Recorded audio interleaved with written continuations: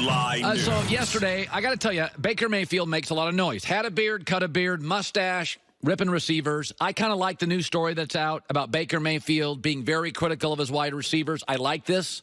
I have no problem with my receiver, especially for a young football team, Cleveland, youngest roster in the NFL. I have no problem Baker Mayfield chewing guys out. This team needs guidance. This team right now isn't one of the smarter teams in the league because they got a bunch of 23-year-old kids. This is not a veteran team. This is a team that's going to need Baker Mayfield to bark at him a lot. I have no problem with the stories coming out. Now, I do think this team stays in the news constantly. The two noisiest teams this offseason have been Oakland. They're trying to sell season tickets in Vegas. And Cleveland, they like being relevant. They haven't been relevant in 30 years. They're now very relevant. Yesterday, Baker was talking about confronting receivers and barking at receivers. And let's play the tape. Well, yeah, I'm not a jackass. You got to talk through it.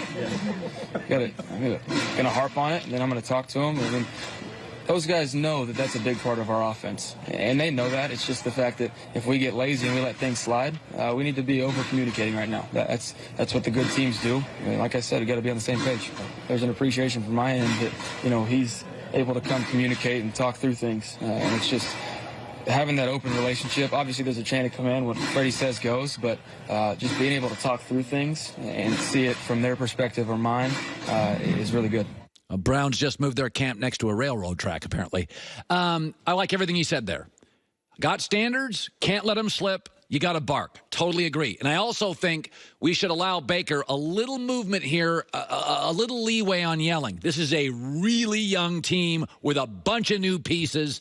This is not Brady working with Edelman again or Matt Ryan working with Julio Jones. Young team, new coach, new players, young star quarterback. Let him bark. Love this about him. Now, they're way too noisy for me. Oakland's way too noisy for me. I like Indianapolis. I like the Rams. I like New England. Pittsburgh's been really quiet. And here's the funny thing. When I'm thinking about this morning with Cleveland, every time I hear a Brown story, all I think about is the Steelers are sitting there going, just keep talking. Just keep talking. That's all every time there's a Brown story. And so I thought today, I've said I think Pittsburgh wins the division. I think Cleveland finishes second, and Cleveland's in a playoff fight at the end of the year. Whether they make it or not, injuries, momentum. So I thought this morning I would do what we all did as kids and what fans often do. I can say I think Pittsburgh's going to win and Cleveland's going to finish second, but I'll lay the schedule out. I'm going to go through Pittsburgh's schedule, and I'll tell you why I think they're going to win the division. I'll go to every game. Here's their schedule. I think they lose at New England to start. New England's not great in September, but the opening game at night in Foxborough, this is where Belichick, off rest, off buys, open seasons, always great, they lose. Then I think they beat Seattle in Pittsburgh because they have better personnel. I think they go west to San Francisco and get snipped a little. I think San Francisco with Garoppolo and their weapons beats them. I then think they beat the Bengals, Baltimore, and they go to L.A. and beat the Chargers because the stadium will be 50% Steeler fans. Then I think they come home and beat Miami. They play the Rams and the Colts back-to-back at home. I think they split. I'm not going to say they beat both. I think they lose to Indy and beat the Rams, although I could flip it. I think Cleveland beats them. It's an 8:20 late Sunday night game, biggest game for the Browns in the last 20 years, and Cleveland beats Pittsburgh on Sunday Night Football. Then I think they beat a bunch of teams. They have the best offensive line arguably in the league, and they lean on Cincinnati. They beat Cleveland at home. They beat Arizona. They beat Buffalo. They beat the Jets. Then I think they rest starters against Baltimore on the road, a physical team.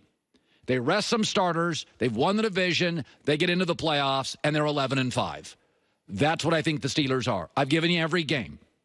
I have them losing at New England, losing at San Francisco, losing one of the two, Colts or Rams at home, losing at Cleveland, and then mailing in Week 17, getting healthy for the playoffs. Let's look at Cleveland's schedule. Remember, new head coach, youngest roster in the NFL. I have them losing to Tennessee in the opener. I've said this now for a month. I don't understand the line on this. Tennessee's getting 5. They've got a proven head coach, 9-7, 9-7, 9-7 last 3 years. Second to third best offensive line, will neutralize Cleveland's excellent pass rush. I think Tennessee wins the game. Yell at me, I've already bet it. I think they beat the Jets, who are talented but uneven. I think they lose to the Rams at home because I think the Rams have better personnel. I think they have a much better coach in Sean McVay.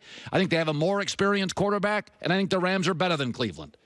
I do think Cleveland then goes to Baltimore and crushes and humiliates the Ravens and are the talk of the league in Week 4. But they get really high on themselves because they are the youngest team in the league, go to San Francisco and lose. I think they beat Seattle and then lose back-to-back at New England, at Denver. By the way, yell if you want about Denver. It's the one place in the league Brady has struggled. Young team, high altitude, have them losing. Then I think they get hot. They beat Buffalo, beat Pittsburgh badly at home, beat Miami. I don't think they sweep the Steelers, so they lose at Pittsburgh close. They beat Cincinnati, they beat Arizona. And remember, I have them losing at home to Baltimore. I believe they're going to humiliate Baltimore early in the year at Baltimore. It's going to be Cleveland's greatest game of the year. They're going to destroy Baltimore and Lamar Jackson. And Baltimore's not going to forget about it. Very well coached, John Harbaugh. Come back and beat Cleveland, upset them in Cleveland. Then they beat Cincinnati, and they're 9-7. Now, I know what you're saying. No way we'll lose to Tennessee. Bet your 401k. Tennessee's the game. Big talker. Yep. Go bet it. Bet $5,000, $3,000. Tennessee 5 points, better coach, significantly better offensive line, a proven running team. By the way, Tennessee last year crushed New England, crushed Dallas, beat 4 playoff teams. So that's the game. Remember, new coach, young roster, big expectations. You can yell at that Tennessee game. I think they lose it. And I think they're real bumpy for about 7 weeks. Then the Browns get hot. So there it is. I put it on paper. Hold me to it. That's how I feel. I feel great about it right now. You're very sure about that Tennessee game. I really am. I think it's the upset of the weekend. I don't get the number. Generally, every week in Blazing 5, I have a game. There's one game, and I always say, I don't, I'm pretty good on Blazing 5. I've had like 11 straight years of winning. There are games that the numbers, I take a lot of underdogs. That is a very good underdog pick. 5 to 5.5 Tennessee. Vrabel's better than Kitchens, more veteran roster, better offensive line. They were a 9-7 team last year. They beat 4 playoff teams, Dallas and New England badly.